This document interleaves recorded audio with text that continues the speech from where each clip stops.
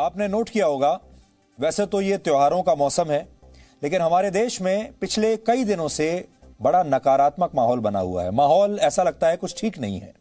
इसलिए आज उस माहौल को बदलने की कोशिश करते हैं और नकारात्मकता की बात ना करके आज कुछ पॉजिटिव बात करते हैं, कुछ अच्छी बात करते हैं। भारत के पूर्व राष्ट्रपति और महान वैज्ञानिक डॉक्टर एपीजे अब्दुल कलाम ने कहा था कि अगर आप अपनी ड्यूटी यानी कर्तव्य को सैल्यूट करेंगे तो आपको कभी किसी और व्यक्ति को सैल्यूट करने की जरूरत नहीं पड़ेगी। आज हम कर्तव्य की इसी खूबी का विश्लेषण करेंगे, क्योंकि हमारे देश में लोगों को अपने अधिकार तो हमेशा याद रहते हैं, लेकिन ज्यादातर लोग कभी भी अपना कर्तव्य निभाना नहीं चाहते। सिर्फ अधिकार चाहते हैं, कर्तव्य नहीं। कर्तव्य की अहमियत समझने के लिए आज आपको सबसे पहले हैदराबाद से आई एक शानदार तस्वीर देखनी चाहिए। इस तस्वीर में एक ट्रैफिक पुलिस कांस्टेबल सड़क पर दौड़ता हुआ ट्रैफिक को क्लियर कर रहा है, और इस ट्रैफिक कांस्टेबल ने ऐसा इसलिए किया क्योंकि उसके पीछे पीछे एक एम्बुलेंस आ रही थी और शाम के समय भारी ट्रैफिक की वजह से एम्बुलेंस ट्रैफिक में फंस गई थी। इस ट्रैफिक कांस्टेबल का नाम जी बाबजी है। जी बाबजी इस हफ्ते सोमवार की शाम एम्बुलेंस को रास्ता दिलाने के लिए ट्रैफिक से भरी सड़क पर करीब 2 किलोमीटर तक दौड़ते चले गए। आप ये वीडियो देखिए, इससे आपको समझ में आएगा कि जो लोग अपने कर्तव्य के नाम पर दौड़ भाग करने का सिर्फ दिखावा करते हैं, उनमें और सच में अपना कर्तव्य निभाने वालों में असली फर्क क्या होता है।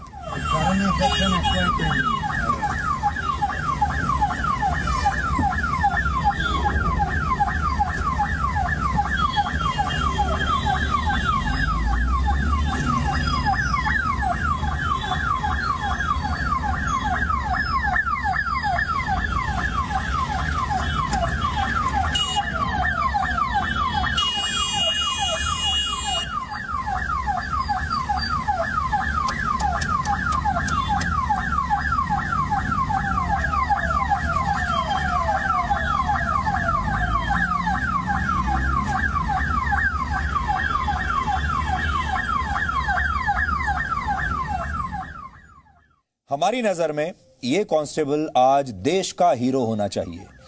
ये कोई फिल्म स्टार नहीं है, कोई क्रिकेट खेलने वाला बहुत बड़ा खिलाड़ी भी नहीं है, ये टीवी पर नहीं आता, बहुत बड़ा अफसर भी नहीं है, लेकिन इसने जो काम किया है वो आज इसे भारत का नायक बना रहा है। और अगर आप हमसे पूछें तो आज हम इसे भारत का, आप सब का नायक बनाना चाहते हैं। इसलिए डीएनए की शुरुआत आज इसी कांस्टेबल की खबर के साथ कर रहे हैं।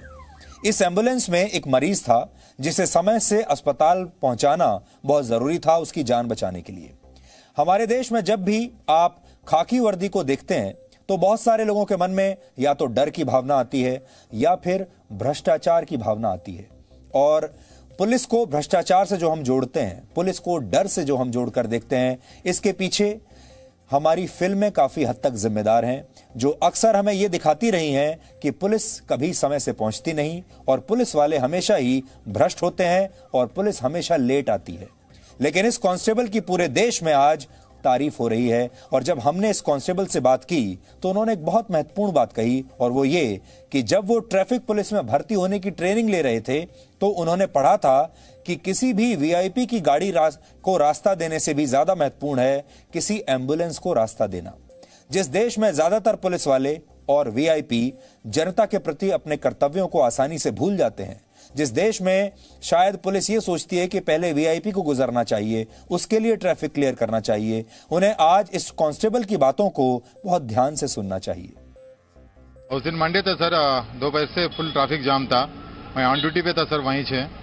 तो सड़ेंगे कि एम्बुलेंस है सर, उसमें कौन है बोल के वो नहीं देखा सर। मैं भी ट्रैफिक था, उसको थोड़ा क्लियरेंस दिया तो क्लियरेंस नहीं हो रहा था सर, फुल जाम था एकदम, गाड़ी से गाड़ी टच हुए थे सर। इस वजह से मैं सोचा उनको कंपलसरी हॉस्पिटल भी जाना, कैसे भी करना है, ड्यूटी मेरा फर्ज है।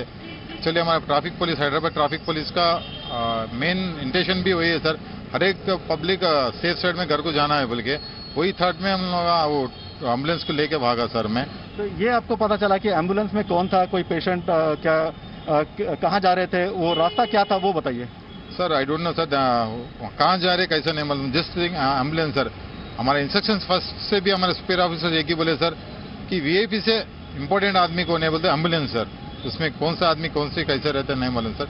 फर्स्ट ट्रैवल उसको क्लियर देना अपन बोलते, वही इंटेंशन है सर, एम्बुलेंस को क्लियर करना, उसमें कौन है क्या है तो I don't know sir. Happy हो सर, लास्ट में उसको पूछा भी ओके ओके बोलता driver, okay sir thank you sir बोल के बोले, वहाँ पर जो पब्लिक है ना उन्होंने भी अप्रिशिएट करे sir, very good job sir बोल के। जब ये सांस हो रहा था सर, हैप्पीनेस से घर को आया, किसी भी शेयर नहीं करे sir, with my family only. अच्छा, मेरा वाइफ, मेरा मदर एंड डॉटर। तो इसके पहले ये सबसे आपके कैरियर में क्या ये सबसे जो है इम्पोर्टेंट इवेंट था, या फिर इसके पहले भी आपने ऐसे कुछ काम किया है? ऐसा कुछ काम बहुत किया है सर, मगर ये इवेंट बहुत ही मेमोरेबल है सर। हमारा सुपीरियर ऑफिसर और उन लोगों जो बता रहे केटीआर सर और हरीश राव सर, इससे ज्यादा क्या हो सकता है सर। एक छोटा कांस्टेबल हूँ सर मैं, जिंदगी भर रिमेम्बर रहेंगे सर मेरे। आपने एक बात नोट की, आज का समय ऐसा है कि बड़े से बड़े सफल लोग जो बड़े बड़े पदों पर बैठे हुए हैं, जो बड़े बड़े स्टार हैं, सब तनाव में दिखाई देते हैं। किसी के चेहरे पर मुस्कुराहट नहीं है, लेकिन इस कांस्टेबल के चेहरे पर एक अजीब सा सुकून आपको देखने को मिला होगा। इस कांस्टेबल के चेहरे पर एक अजीब सा एक संतुष्टि का भाव आपको देखने को मिलेगा, जो अब कहीं देखने को नहीं मिलता। ये मुस्कुरा रहा है, ये संतुष्ट है, इसके चेहरे पर सुकून है, और सबसे बड़ी बात, ये कांस्टेबल खुश है। ये बात आज इस कांस्टेबल से पूरे देश को सीखनी चाहिए कि अगर आप अपना कर्तव्य खुश होकर निभाते हैं और दूसरों के लिए निस्वार्थ भाव से सोचते हैं, सेवा करते हैं, तो आपके चेहरे पर भी ऐसा ही तेज आएगा, आपके चेहरे पर भी ऐसा ही सुकून और ऐसी ही खुशी आपको देखने को मिलेगी। और आप तो जानते हैं कि आजकल का जो मीडिया है, वो पुलिस में भी अगर किसी से बात करता है तो पुलिस कमिश्नर से नीचे किसी से बात नहीं करते। आज का मीडिया सिर्फ बड़े नेताओं के पीछे भागता है, आज का मीडिया सिर्फ बड़े बड़े फिल्म स्टार्स के पीछे भागता है, या फिर खिलाड़ियों के पीछे, क्रिकेटर्स के पीछे भागता है, न्यूज़ मेकर्स के पीछे भागता है। ये आदमी खुद कह रहा है मैं तो एक छोटा सा कांस्टेबल हूं, ये न्यूज़ मेकर नहीं बन सकता। ये मीडिया ने जो एक लाइन खींची है, उस लाइन के हिसाब से, उस बेंचमार्क के हिसाब से ये न्यूज़ मेकर बन ही नहीं सकता। लेकिन आज हमने इस परंपरा को तोड़ने की कोशिश की है, और हम चाहते हैं कि आप सब इस कांस्टेबल को, इसके जज्बे को आपको सलाम करना चाहिए।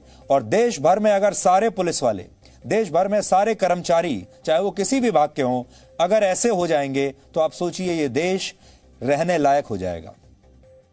जब आप सड़क पर किसी एम्बुलेंस को रास्ता नहीं देते तो उसका नतीजा क्या होता है, इसे आपको एक आंकड़े के जरिए समझना चाहिए। वर्ष 2016 में देश भर में 1,46,000 से ज्यादा लोग सड़क दुर्घटनाओं में मारे गए थे, और इनमें से 30% लोगों की मौत इसलिए हो गई थी क्योंकि इन्हें अस्पताल ले जाने वाली एम्बुलेंस कहीं ना कहीं जाकर ट्रैफिक में फंस गई थी और ये समय पर अस्पताल पहुंच नहीं पाए।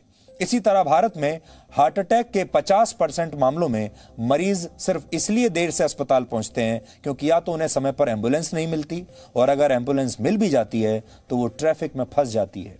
यानी लोग एम्बुलेंस को रास्ता देने का अपना कर्तव्य कभी नहीं निभाते, और हर घंटे एक ना एक व्यक्ति की सिर्फ इसी वजह से रास्ते में ही मौत हो जाती है। कर्तव्य का बोध अनुशासन से आता है। भारत में भले ही इस अनुशासन की बहुत कमी हो, लेकिन दुनिया के कई देश ऐसे हैं जहां ऐसा नहीं है, लोग अनुशासित हैं।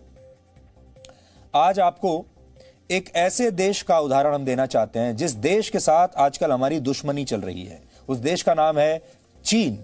लेकिन अगर भारत चीन जैसे देश को हराना चाहता है तो जो सबसे पहली चीज हमें चीन से सीखनी होगी वो है अनुशासन। चाहे वो अनुशासन चीन कैसे भी लाया हो, लेकिन सच्चाई यह है कि चीन में आज अनुशासन है। यह तस्वीर वर्ष 2018 की है, जब चीन के जिनहुआ शहर की एक सुरंग में गाड़ियों की लंबी कतार लगी हुई थी। शाम का समय था और इस वजह से ट्रैफिक काफी ज्यादा था। तभी सुरंग से गुजर रहे लोगों को एम्बुलेंस की आवाज सुनाई दी।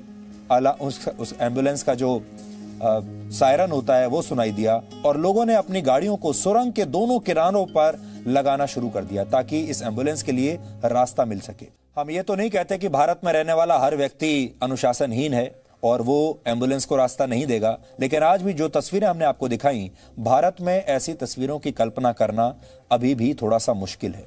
कहते हैं जो व्यक्ति कर्तव्य से मुंह मोड़ लेता है वो बलवान होकर भी निर्बल रह जाता है, धनवान होकर भी निर्धन रह जाता है, और ज्ञानी होकर भी अज्ञानी ही कहलाता है। हमारे देश में ज्यादातर पढ़े लिखे लोग ही अनुशासन तोड़ते हैं और अपने कर्तव्यों को भूल जाते हैं। सब पढ़े लिखे लोग